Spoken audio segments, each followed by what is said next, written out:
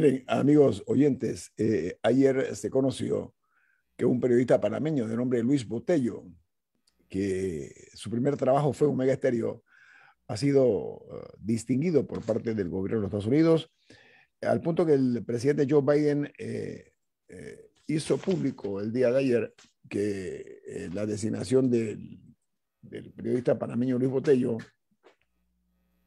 para ser miembro de la Agencia de Estados Unidos para los Medios Globales. Esta nominación, este periodista panameño, la celebramos por dos razones. Por supuesto, por ser panameño y además porque inició su carrera profesional en Omega Estéreo durante un par de años. Así que felicidades para Luis Botello hasta Washington.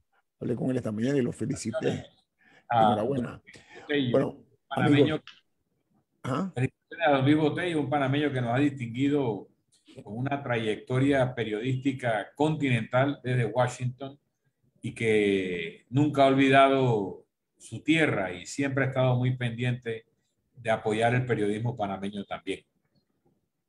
Así Y es. es de una familia de periodistas, los Botellos. Lucho Botello fue un gran director de periódicos.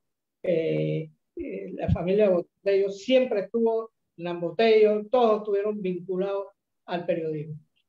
Él incluso es familia de uno de los mejores narradores de deporte que había en Panamá, que se llama, o se llamaba Hernán Botello, que trabajó conmigo en RPC Televisión en mi primera etapa. Era un comentarista y analista deportivo excelente. Bueno, amigos, entremos en materia, porque somos testigos de la actividad política que se realizó en el Partido Panameñista. Nosotros somos testigos, no mudos, pero testigos de que en medio de una situación donde la moralidad de algunos dirigentes políticos es endeble, porque les falta catadura y algunos son hasta inmorales, vemos como un político joven como José Blandón Figueroa ha logrado, Rubén, te estás viendo, te están viendo, Rubén, ha logrado, señor Blandón, imponerse y va a ser el abanderado del partido panameñista. Esto es una noticia interesante porque Blandón es un político profesional y un hombre con una preparación interesante para poder cumplir con estas responsabilidades. Venció a una joven política también, que es Kathleen Levy, pero el triunfo del señor Blandón fue contundente. Milton, esa señal en medio pues de estos tiempos de desorientación política, ¿qué implicaciones ve usted del hecho de que se impuso de una forma contundente Blandón en esa actividad?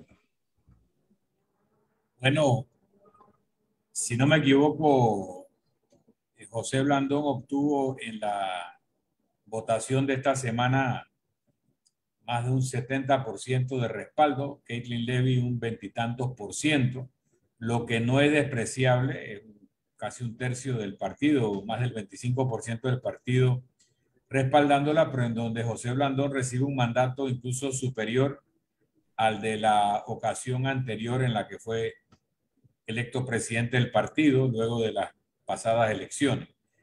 Así que hay una consolidación.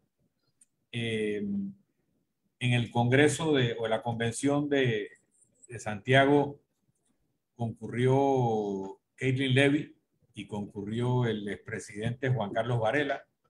El mensaje de José Blandón, el slogan de su campaña era, si no me equivoco, era Unidos volveremos. O sea que hay un planteamiento de recomponer la unidad de su partido como una base política. El Partido Panameñista, que llegó a tener unos 350,000 inscritos, hoy en día tiene unos 280,000, lo cual lo sigue manteniendo dentro de los partidos grandes del país, siendo el más grande el PRD, que lo dobla en 697,000 inscritos. Y luego Cambio Democrático con 200 y tantos mil también, ya que hay una parte de Cambio Democrático que se desgaja, unos 140,000 inscritos que se movieron hacia RM. Y antes, una parte del partido Cambio Democrático se había ido con el entonces creo que todavía diputado Muñoz, hacia el partido llamado Alianza. Otra cosa destacable de los eventos de ayer fue un desayuno previo a la convención que fue difundido por los propios participantes, donde está el presidente del partido Alianza, el señor José Muñoz, está el presidente del partido Cambio Democrático, Rómulo Rux, está el presidente del partido panameñista, José Isabel Blandón, que fue el anfitrión, también está el presidente del partido País, José Alberto Álvarez, y el presidente del Partido Popular, Daniel Brea. Según ha trascendido una glosa de la estrella y luego un tuit que ha puesto José Blandón hoy en la mañana, también estuvo invitado a ese desayuno el presidente del partido Otro Camino, Ricardo Lombana, quien no asistió, y no estuvo invitado, y se han preocupado en enfatizar que no estuvo invitado Ricardo Martinelli de RM. Por supuesto, tampoco estuvo invitado el PRD, también lo dejaron claro en otra expresión. Entonces, ¿qué significa esto? ¿Esto es un desayuno en el que hablaron de los temas del país o se va conformando un espacio electoral que podría desencadenar en una alianza de partidos opositores, pero en donde no están, y parece que no estarían, ni Ricardo Lombana de Otro Camino, ni Ricardo Martinelli de RM, frente entonces a una coalición oficialista que en este momento está constituida por el PRD y el partido Molirena. Faltan 2 años para las elecciones, pero ya empezó el plan general de elecciones en el Tribunal Electoral, o sea, ya están los partidos haciendo sus convenciones, ya estamos viendo algún tipo de movimiento. Hay una fecha fatal en un par de meses para los que quieren aspirar a ser candidatos independientes para registrarse y empezar a recoger firmas. Así que ya estamos entrando en el camino hacia las elecciones de 2024. Mira, Milton, pero el señor José Blandón Figueroa, él sí declaró que él no está pensando todavía en ningún tipo de alianza. Eso lo puso claro el abogado Blandón. Así que eso nada más es un elemento que le suma a tu análisis. Don Rubén, háganos un análisis sintético acerca del triunfo arrollador, porque no se puede hablar de otra manera, del candidato del partido panameñista, José Blandón Figueroa, que se erige como el aparentemente abanderado de este partido panameñista a las elecciones del año 2024. Bueno, lo importante de ese triunfo es que es producto de la militancia. O sea, Blandón no es un desconocido, a pesar de que su padre es un torrijista de nota. Blandón siempre en su juventud militó criticando al PRD. O sea que él es un opositor al PRD auténtico. Eso no se le puede... Digo, además de que militó activamente contra el régimen militar, él fue exiliado por eso. Exacto, eso es un punto importante, Milton, porque él no únicamente fue exiliado, sino que no, y además un hermano de él fue agredido físicamente. Un hermano de Blandón fue agredido por un grupo de militares, lo cual no trascendió en la época, pero sí se conoció ese hecho. Entonces, José Blandón Figueroa, gracias por decirlo, fue un acérrimo, un severo crítico del gobierno militar. Diga, don Rubén, continúe con su análisis. Bueno, no, yo quería hacer eso porque decirlo, porque su apellido es muy fuerte y su padre era un connotado y fue un connotado dirigente del proceso, donde ocupó altas posiciones dentro del partido y dentro del gobierno PRD. Entonces, eso es importante que se haga la distinción, porque su apellido, su padre fue demasiado, figuró mucho en el PRD. Y yo quería hacer esa Okay. esa aclaración porque Okay. es de justicia. Mira, Ahora, yo pienso, permiso, Rubén, yo pienso igual, don Rubén, permítame un segundito. Mire, José Blandón Figueroa ha construido por sí mismo y para sí una imagen de un político joven. Logró ser candidato presidencial, que son palabras mayores, formando parte de un selecto grupo de panameños, en medio de un país donde la historia está poblada de corruptos, de ilegalidades, de nepotismo, de patrimonialismo y de impunidad. Él ha sido un ejemplo de que no ha podido, él fue alcalde del Distrito Capital, también fue diputado de la República. Es un hombre que a mi juicio ha forjado su propio camino, no es un hombre que le debe nada a nadie, a mi juicio. Continúe, Rubén.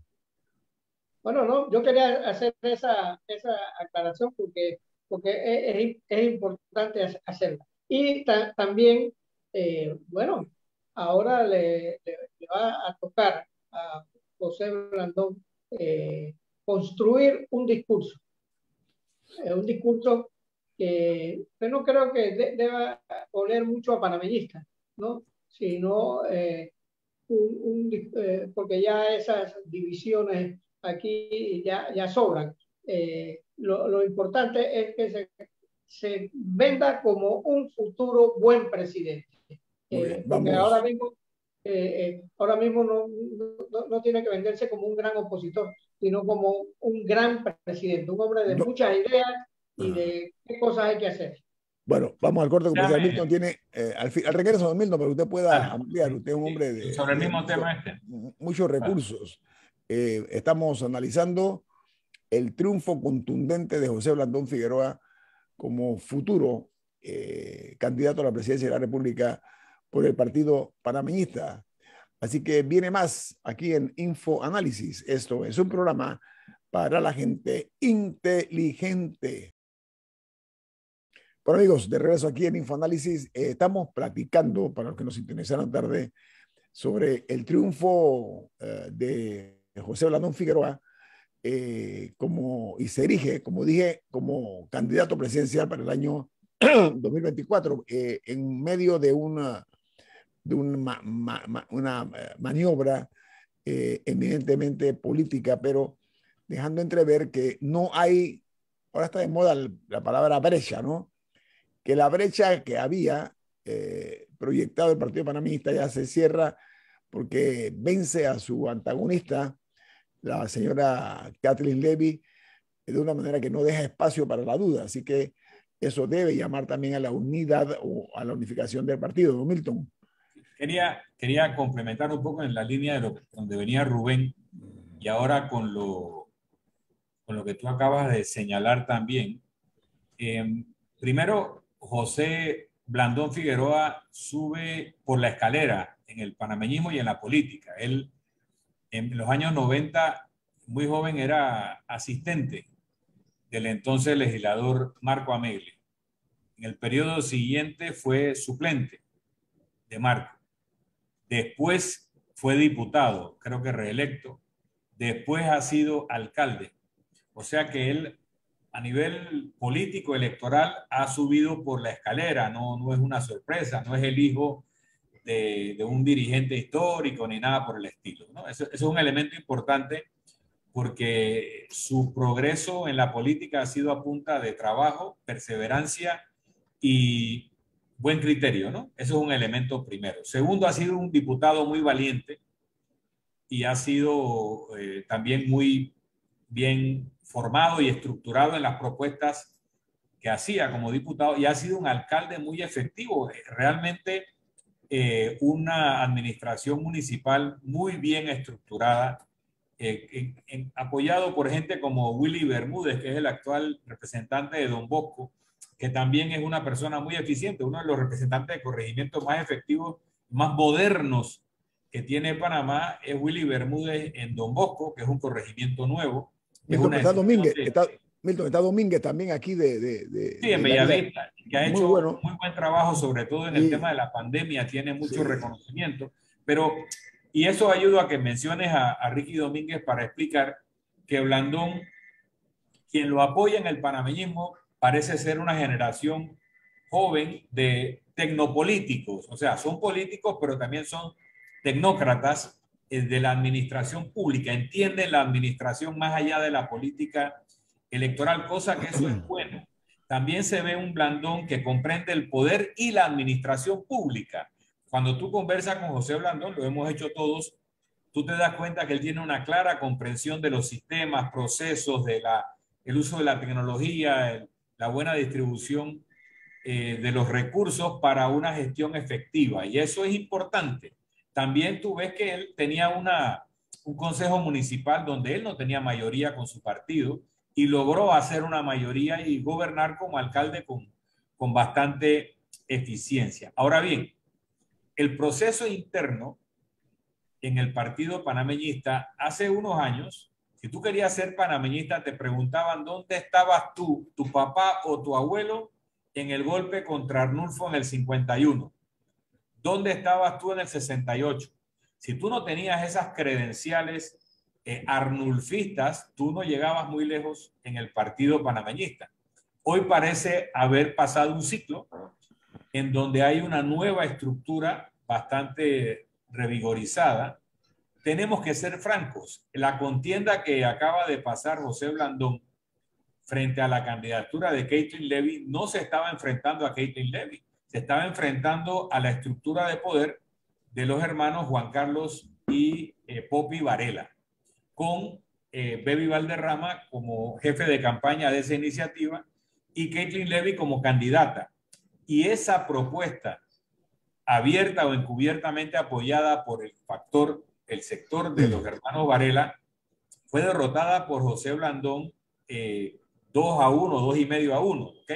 Lo que significa una consolidación de una nueva generación en el partido, pero habiéndolo sumado antes a Mario Echelecu, que fue su contrincante en las primarias y luego por la presidencia del partido, luego de lo cual se entienden, y en esta fórmula que ha ganado, Mario Echelecu es el secretario del partido.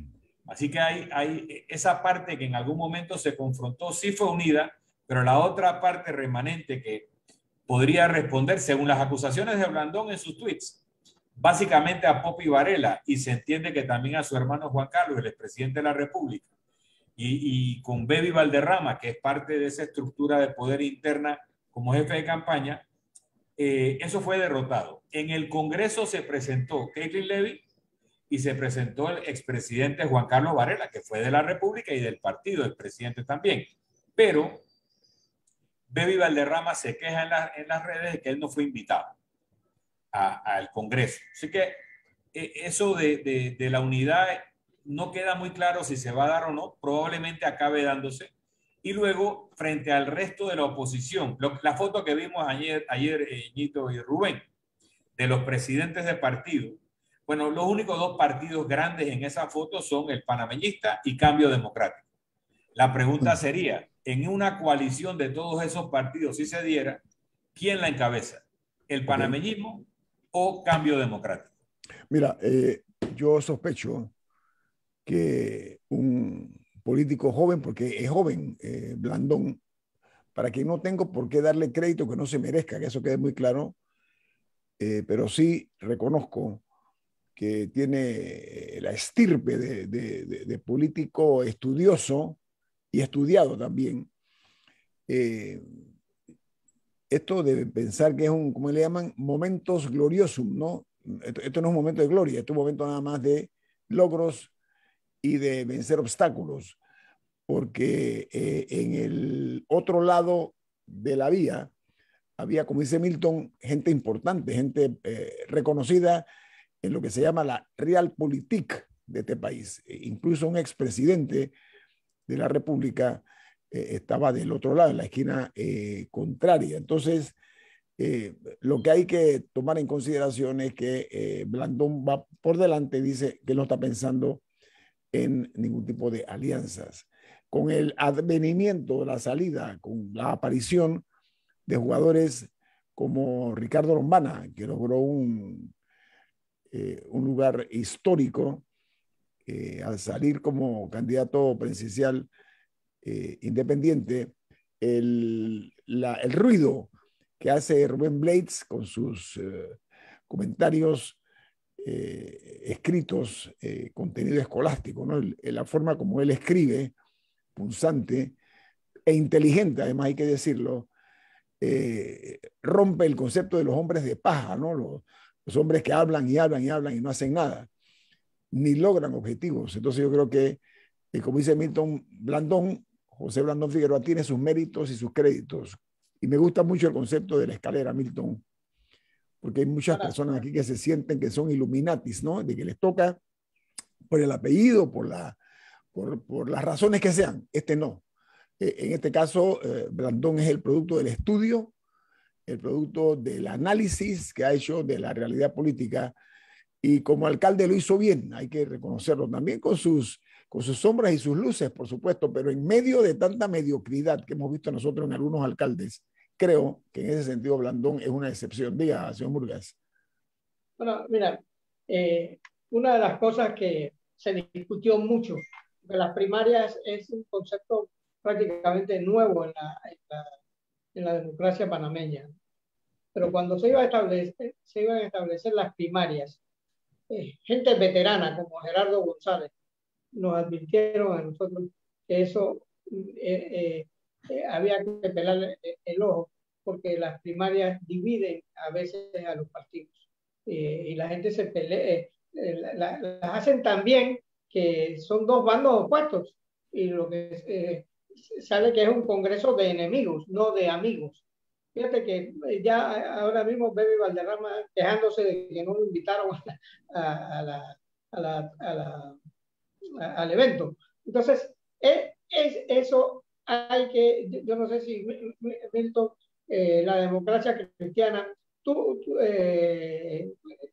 la hacía bien porque la democracia cristiana y el PRD eran partidos ideológicos en el fondo. El PRD era el custodio pues, del pensamiento de Torrijos y la democracia cristiana fue un partido ideológico en Panamá que desde el 9 de enero del 64 se portó muy bien cuando la crisis tuvo el presidente Chiari con el 9 de enero. Pero yo no sé si las primarias en el fondo le hacen bien a los partidos o sirven para dividirlos totalmente. Bueno, mira. Decía Winston Churchill que las competencias internas había que pelearlas con espadas de madera, porque si usabas sables afilados y te cortaban los brazos, después no te podías abrazar. Lamentablemente, las primarias en Panamá que hemos visto son normalmente peleadas con sables de acero y lo que ha producido son escisiones en los partidos. Los procesos previos, que eran a lo sumo por convenciones, postulaciones presidenciales mediante convenciones, tenían un filtro a ese tipo de luchas y evitaban normalmente el fraccionamiento partidario. Las primarias, yo ahora concurro con la opinión de Gerardo González, tal vez hace unos años no, de que no son buenas para la unidad partidista ni contribuyen demasiado o en nada particular a la democratización del país. Mientras haya 7, 8, 10 partidos políticos, habrá 7, 8, 10 opciones partidistas, más 3 independientes. Opciones habrá, pero lo que llaman el democratismo, pretender que todo se tiene que resolver mediante votaciones, acaba menoscabando o destruyendo las instituciones políticas. Mira, Milton, yo recuerdo, y esto que acabas de decir del señor, ¿cómo se llama? Que fue que fue diputado muy cercano al presidente Varela, que tú lo mencionaste. ¿Cómo? Valderrama. Valderrama. Eso me suena como una broma macabra, ¿no? Porque recordamos que durante la gestión del señor Juan Carlos Varela, él era un ser omnipotente, era un hombre poderosísimo que decía dónde había luz y dónde había sombras, ¿no? Un hombre que ejerció ese poder e incluso, voy a contar una intimidad, una infidencia, cuando se dio aquella vez cuando el presidente Varela era presidente. hubo una actividad del Partido Panameñista grande y no se invitó a la señora expresidenta de la República, Mireya Moscoso. No la invitaron. Y ella fue y me lo dijo personalmente en un comentario que me hizo, que ella fue porque ella era la viuda del expresidente Arnulfo Arias Madrid, pero que además era expresidenta de la República por ese partido, por ese colectivo político. Entonces, esto en el panameñismo aparentemente no es nada nuevo, porque, dicho sea de paso, hemos visto eso que dices tú, Milton, ¿no? Ahí no ha habido, en algunos casos, los cuchillos de madera. Lo que hemos visto es cuchillos largos. Sí. Y ha habido varias noches de los cuchillos largos en el partido panameñista, como en otros partidos también. No se puede eximir nada más decir que era el panameñismo. Entonces, esto no es nada nuevo. Permiso, o sea, esto no es nada nuevo. Lo que estoy diciendo es un hecho consumado y consumido. Mireya Moscoso, siendo presidente de Juan Carlos Varela, una actividad importante del partido, no fue invitada. Así que en este momento, pues, la historia se repite en espiral. Vamos al corte comercial. Sería interesante saber en qué posición está la expresidenta Mireya Moscoso con el liderazgo nuevo del partido panameñista. Sería interesante. Y debo decir que los videos que yo vi, la recepción que le hacen los convencionales al expresidente Varela es buena. Lo reciben con aplauso, lo reciben con cariño. No había ningún rechazo, por lo menos en el video que yo vi, lo que indica que hay una posibilidad de entendimiento, ¿no? Yo estoy diciendo un hecho cumplido. Sí. Siendo Varela presidente, Juan Carlos Varela no invitó a Mireya Moscoso.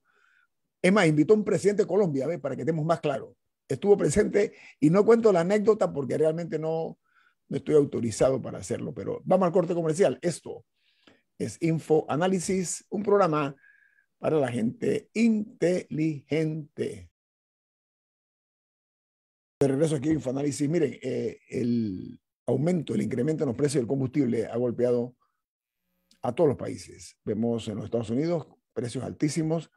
Lo que acaba de hacer el presidente Bukele en El Salvador, que ha eliminado los impuestos al combustible, a la gasolina, porque el impacto ha sido muy fuerte. Allí el galón de gasolina está llegando a los $5 y incluso Bukele tomó una medida muy dura y es que ha requisado varios autobuses del sistema de transporte público porque estaban cobrando precios altísimos, argumentando que el precio de la gasolina lo estaba golpeando. Desquitó los buses a los conductores a cargo de los mismos. Y en otras naciones es un hecho real. Y en Panamá escuché como que se piensan tomar medidas también que lleven a la austeridad en el lado del gobierno, pero de igual manera también pues que nosotros como ciudadanos seamos conscientes de esa realidad. No sabemos esto para dónde va. Este es un futuro incierto, el tema de la invasión de Rusia a Ucrania y el impacto que este va a tener. Felizmente nosotros no necesitamos gas como en otras naciones, pero yo sí quiero referirme al hecho siguiente. En Panamá, una de las formas que podríamos adoptar nosotros, no únicamente los ciudadanos comunes y silvestres, sino también el propio gobierno, que comiencen a tomar medidas de austeridad en no utilizar los vehículos en exceso y crear una cultura que los conductores, que en su mayoría esperan a los funcionarios cuando están en almuerzo o actividades con el carro andando, el motor prendido para efectos del aire acondicionado, que esté disponible para cuando el funcionario regrese. Hay que comenzar a crear una cultura que rompa con eso y que no tengan los autos encendidos durante media hora, 45 minutos, una hora, por una parte, porque es un gasto innecesario de combustible, y los autos también lo sufren, sino también en administrar mejor los tiempos, porque no escapamos nosotros a esa corriente y parece, o todo parece indicar que todavía no se ha sentido en el bolsillo, que es el punto más frágil que tenemos los seres humanos, en el bolsillo de muchos, porque vemos el flujo vehicular se mantiene normal. Creo que con el tiempo va a ir disminuyendo porque hay que comenzar a caminar un poco más y a movernos, no siempre pretendiendo estacionar el carro en el sitio donde vamos. Así que llamo la atención sobre eso, que puede ponerse más crítico con la prolongación del conflicto ruso-ucraniano que tiene al mundo en vilo, ¿no? Así que yo llamo la atención sobre eso porque los precios de combustible en Panamá, eso que hizo Bukele de eliminar el impuesto a la gasolina, ha generado muchos comentarios positivos y también en los artículos de primera necesidad o canasta básica, como se le llama, también, en alimentos también ha bajado mucho, pero hay que ver cuál va a ser la estrategia del gobierno nacional, Milton y Rubén. Bueno, no solo es el tema de El Salvador. En España hubo una reunión del presidente del gobierno español, Pedro Sánchez, con los presidentes de los gobiernos autonómicos. Y lograron los gobiernos autonómicos encabezados por Núñez Feijóo, que es el que se perfila como líder del Partido Popular, arrancarle unas bajadas de impuestos, incluyendo impuestos al gas, al combustible, y hasta hablaron de un subsidio al consumo de gas por la situación excepcional que está Europa con el tema de la guerra de Rusia contra Ucrania. En ese sentido, sería bueno ver si en Panamá todavía queda algún tramo impositivo que se pudiera considerar rebajar en estas circunstancias. Por otra parte, esta situación va a acelerar la transición energética a la no dependencia del combustible fósil. Ya venían los fabricantes de automóviles orientándose hacia los autos eléctricos, híbridos, etcétera. Y yo pienso que va a haber una aceleración que no ha tomado todavía mucha velocidad porque a la vez que estamos viendo el problema del petróleo, justo antes teníamos el problema de los chips. Había una escasez de chips y la mayor parte de los carros modernos, sobre todo los eléctricos, tienen una electrónica, son computadoras con ruedas y requieren de este tipo de chips para administrar los sistemas. Una vez que esto se vaya resolviendo y que se mantenga la presión del precio de los combustibles fósiles, veremos una transición energética más acelerada. Y en Panamá, el tema del sol, la energía solar, el tema de las mareas, energía cinética y otras alternativas tienen que acelerarse si no queremos estar siendo afectados por este tipo de impactos en los precios del petróleo. Un tema ineludible en un programa de esta naturaleza es el triunfo que logró ayer. Era ya una crónica de una victoria anunciada. Gustavo Petro en Colombia gana en grande en el tema de las legislativas y se perfila como futuro presidente de Colombia, conforme a los números como están ahora mismo. Todas las encuestas lo llevan al sitio privilegiado de que es probable que sea el próximo presidente de Colombia. Incluso sus adversarios así lo aceptan. Ahora, esto es digno de un análisis prolijo porque puede ser que altere un poquito más todavía el equilibrio en América Latina, porque también, al igual que Petro, Lula da Silva es probablemente el ganador de las próximas elecciones. Por lo menos eso dicen los números, ¿no? Lula da Silva en Brasil. Entonces significa que si vamos subiendo de Brasil hacia el norte, con el triunfo de Boric en Chile, vemos una tendencia hacia la izquierda indudable, al margen de la polémica. O sea, estoy hablando de hechos muy puntuales, no estoy diciendo que posiblemente, y vemos lo que ha anunciado el presidente de Argentina, el presidente Fernández, de que quiere formar un bloque entre México con Andrés Manuel López Obrador y con Lula de ganar las elecciones en Brasil. O sea, este tipo de situaciones se está dando. Rubén, usted como hombre de izquierda, ¿qué opina al respecto de la forma como ha habido la tendencia de las derechas hacia la izquierda en una forma realmente indiscutible? ¿Qué opina usted, don Rubén? ¿A qué se debe ese fenómeno de una izquierda más beligerante hoy día en el uso y usufructo del poder? Bueno, yo creo que eso es producto del fracaso de campañas anticomunistas que asustaban a la gente y la gente ya le perdió el miedo a eso. Entonces la gente se atreve. Estamos hablando de izquierda, yo no estoy hablando de comunismo puro y duro, no estoy hablando de izquierdas, ¿no? Pero es que antes a cualquiera que decía una cosa a favor de los pobres de una vez lo tildaban de comunista. Entonces, eso es un efecto de eso, que la gente perdió el miedo a que Lula, Dilma Rousseff, los peronistas, la gente prefiere a los peronistas a una izquierda disfrazada. Eso le ha hecho bien a América Latina, porque han entrado gobiernos serios como en Brasil, que Brasil produjo una dictadura de ultraderecha horrorosa, Guillermo. Entonces, nosotros tenemos que acostumbrarnos a eso. Y puede hacer que, a lo mejor, como dice Milton, Petro nada más ha ganado esa primaria, todavía no ha ganado una elección. Y posiblemente enfilen todos los cañones, porque el capital de Colombia es bien conservador, Guillermo, pero sumamente conservador. Pero Chile, señor Murga, Chile, después de la experiencia que hubo con Allende, aparentemente habían quedado curados de espanto. Hay que ser realistas, introspectivamente, de las tendencias de tipo ideológico. Yo siento que hay una epidemia en este momento en cuanto a eso, porque sabes que la forma como Boris gana en Chile, también, primero es el presidente más joven de la historia de Chile. Uno, gana grande, gana con números que nunca jamás habían dado en ningún presidente o candidato presidencial en Chile. Chile tiene una sociedad también bastante conservadora, ¿ok? Pero el fenómeno de México también hay que verlo o tomarlo en consideración, por no hablar ya entonces de lo que usted está hablando, de lo que son más radicales, ¿no? O sea, estos son más moderados. Diga, don Milton. Antes que se acabe el programa, hay un movimiento pendular a la izquierda, como en otros años hay un movimiento hacia la derecha. Por alguna razón, hay gente que cree que Estados Unidos no se puede entender con los gobiernos de izquierda, y es todo lo contrario.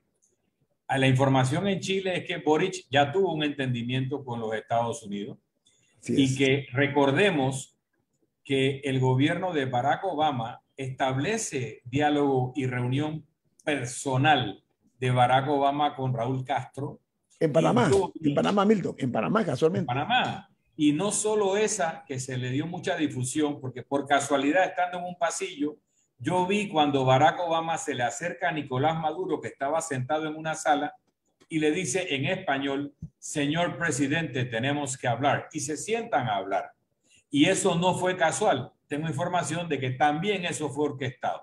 Entonces, un punto actualizado. Sí. Y la aceptación que se ha visto de Maduro hacia la propuesta de Joe Biden, la apertura también. Ojo, a eso voy. Okay, que Joe Biden era el vicepresidente de Barack Obama. Ajá. Y era el responsable de América Latina en el gobierno de Barack Obama. Por lo tanto, yo no creo que a la administración Biden le preocupa en absoluto que gane Petro o que haya ganado Boric, porque si hasta con Maduro están dispuestos a entenderse con la excusa del petróleo, pues no es algo que va contra los intereses geopolíticos de Estados Unidos, como a veces se quiere hacer ver, y que la izquierda es antinorteamericana. No. Estamos viendo un movimiento pendular, ojalá, y ahí entramos entonces en las características de Colombia. La llamada derecha colombiana es muy robusta, es muy aguerrida, y yo no veo a un gobierno de Petro volviéndose un gobierno chavista, no porque quiera o no quiera, sino porque la estructura de poder colombiana no lo permite. Entonces probablemente veamos a un Petro que, al igual que Ollanta Humala en su momento, que cuando ganó Ollanta Humala parecía que era chavista, y a las 2 semanas o 3 semanas de haber ganado se fue a Estados Unidos, a Washington, se reunió con el jefe del Consejo de Seguridad de Estados Unidos y se alineó. O sea que, ojo, incluso los gobernantes y el propio Lula tenía una excelente relación con el gobierno de los Estados Unidos y compartían estrategias en muchos casos. Así que hay un movimiento pendular a la izquierda, pero no significa que América Latina se va a volver aliada de Rusia o de China. Más bien creo que van a ser cooptados por una agenda estadounidense que está muy cómoda con entenderse con la izquierda latinoamericana. Un segundo. Además que Ollanta Humala, Ollanta Humala era un coronel del ejército de Perú, en base a lo que tú estás diciendo que pensaban que por pero su hermano estaba preso. Claro. Entonces, eso se bueno, tenemos que irnos porque viene Álvaro Alvarado con su programa. Tenemos que irnos. Viene Álvaro Alvarado con su programa Sin Rodeos.